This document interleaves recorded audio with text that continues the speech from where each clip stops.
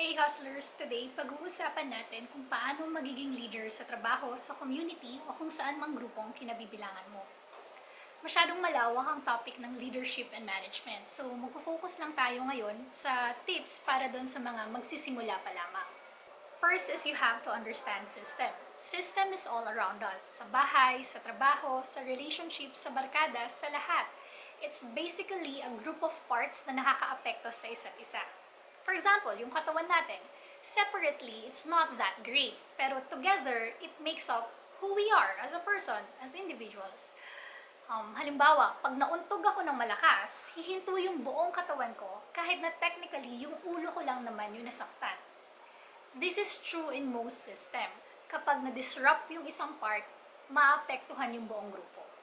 Another example, kapag nagmahal ang presyo ng krudo, nagmamahal din ang presyo ng ibang bilihin. Kasi nga, each part affects the whole. Pag nagmahal ang langis, magmamahal ang transportasyon. So, yung gulay na in-order mo dito, halimbawa sa Metro Manila ka na nanggagaling from Baguio, magmamahal din dahil magmamahal yung ikukonsumong gas ng supplier mula Baguio papuntang Manila. Kapag nagmahal ang gastos ng businessman or ng supplier, pinapasa yon sa consumers. So, ikaw na wala namang sasakyan at hindi naman nagpapagas, mas magmamahal pa rin yung ibabayad mo or yung gastos mo kasi nga, each part affects the whole. So, wag mong isipin na porket hindi ka directly affected is hindi ka maapektuhan ng kahit anong desisyon na nangyayari within the system that you belong in. Siyempre, this is an oversimplified example, pero the principle is the same. Anong ibig sabihin nito sa office setting? Kung isa kang manager or team lead, dapat alam mo kung ano yung purpose ng team nyo. Kung ano yung success para sa team nyo, or paano nag-i-interact yung isa't isa within your team. And ano-ano yung mga written and unwritten rules and expectations inside the team. Kapag alam mo kung anong klaseng sistema yung umiiral sa department mo or sa team mo, mapapansin mo kung may mali or may pagbabago and ma-address mo ito bago ito lumaki at makasama sa buong kumpanya. Let's add some more complexity. As a team, nakikipag-interact kayo with other teams. Now, you have to understand how two systems run together. Kailangan isipin mo ano yung purpose ng interaction between teams. Ano yung success for that interaction? Sino-sino yung involved and clear ba yung mga rules and expectations between the parties involved? Stop barking! Paano nagkakaroon ng final decisions between the two teams? And ano-ano din yung mga written and unwritten rules and expectations between the two teams. Be sensitive. Kapag may nakita kang pagbabago, understand why it's happening, and think, is it for the better or for the worse? Number 2 is understand and manage yourself. Of course, given na kailangan mo magtrabaho ng mabuti and magaling, pero that's just the first part of leadership. The second part is kailangan mong iposisyon yung sarili mo inside the system. Tingnan mo, paano ba makitungo sa'yo yung ibang tao? Naiimpluwensyahan mo ba sila? And naiimpluwensyahan ka ba nila? Because having that kind of relationship kung saan willing yung bawat parties na magpa-impluwensya sa isa't isa is crucial in leadership. And ikaw, as a leader, responsibility mo na i-foster yung ganong klase ng relationship between you as the lead and everyone else in the system. Number 3 is communicate with intention. If hindi mo kayang iparating yung mensahe mo clearly, then that will have a negative impact on you as the leader. Kailangan mong makipag-communicate clearly if you want to work efficiently and effectively with other people. Kapag nakikipag-usap ka, makinig ka. Walang cellphone, walang laptop, walang kahit ano. Basic to. Basic sign of respect. Makinig ka dun sa sinasabi niya na kabuuan. Hindi yung naghahanap ka lang ng part na bubutasan or na hindi mo sasang-ayunan. Huwag mong i-assume na alam mo na yung sasabihin niya. Makinig ka lang. Pagkatapos niya magsalita, i-paraphrase mo yung sinabi niya. Magbigay ka ng summary sa sinabi niya. Pwedeng hindi ka sumasang-ayon pero hindi yun yung point dito. Ang point dito is naintindihan mo at narinig mo lahat ng sinabi niya. Kailangan i-paraphrase mo muna kung ano yung sinabi niya bago ka magbigay ng response mo tungkol dito. Also, keep in mind na hindi lahat ng tao na nag-share ng concern is hihingi ng feedback. So, don't rush into giving your feedback. Baka gusto lang nilang may makinig sa kanila. So, when you're listening, observe. Ano ba yung intention ng tao for sharing their concerns sa'yo? And then, respond accordingly. Next is, kapag nagsasalita ka, i-claim mo yung sinasabi mo. Gawin mong doer yung sarili mo instead of a passive target or victim ng mga pangyayari.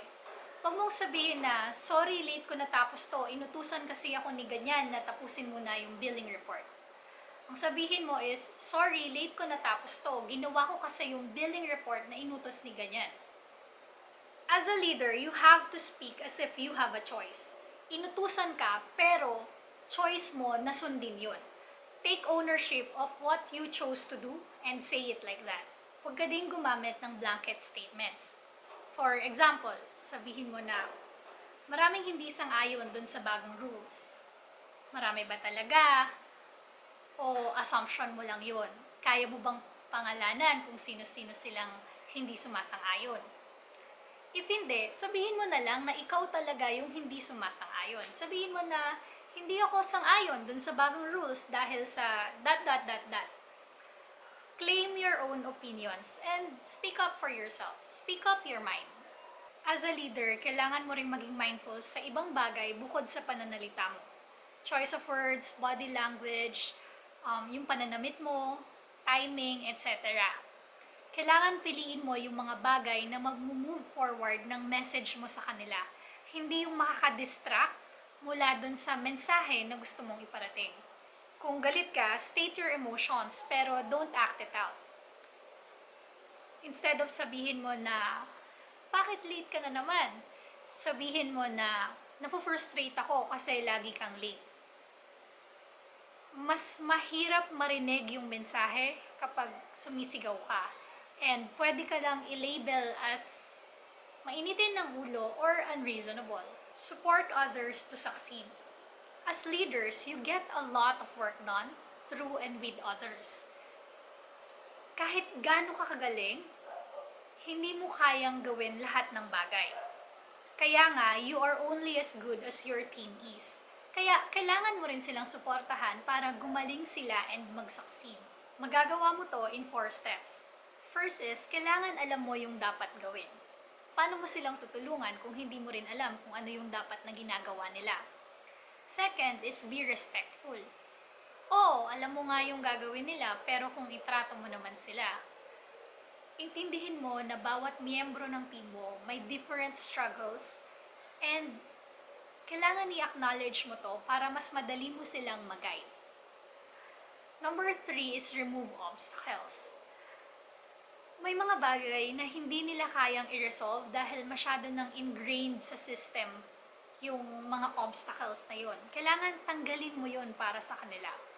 Pero don't babysit them kasi gusto mong matuto silang mag-problem solve on their own and ayaw mo na lumapit sila sa'yo for every little issue.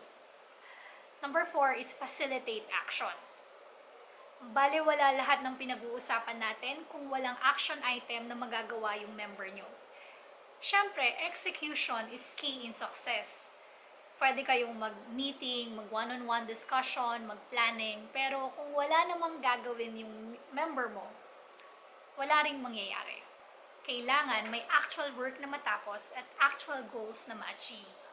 Pero, hindi ikaw lang yung gagawa.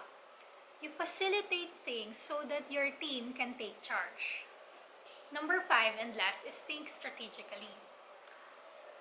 Tandaan mo, sa isang system, small decisions impact the big picture. Para makapag-think strategically ka, you have to be clear on the following. Ano yung problem? Asan ka in relation to the problem? Ano yung gusto mong mangyari or ano yung vision mo? Paano ka makakarating dun sa gusto mong mangyari? Ano yung mga resources na meron ka na makakatulong sa'yo? And ano yung mga obstacles sa daan mo and paano mo ito malalampasan? For example, if gusto mong maging manager, ask yourself the following. Ano yung mga management skills na meron ka? Ano yung mga skills na kailangan mo pang i-develop kung gusto mong ma-taken seriously as a manager? May vacancy ba sa company nyo? Alam ba ng boss mo na gusto mong maging manager? Ano yung mga resources na pwedeng makatulong sa'yo para maging manager ka? Yung mga tanong na to, it does not answer the problem, pero it gives you goals na makakatulong sa'yo para magkaroon ng action point to move forward. Work on your skills, relationship, and other resources na meron ka na right now. Hindi lang sa leadership journey mo, kundi sa every problem that you encounter in life. Keep hustling!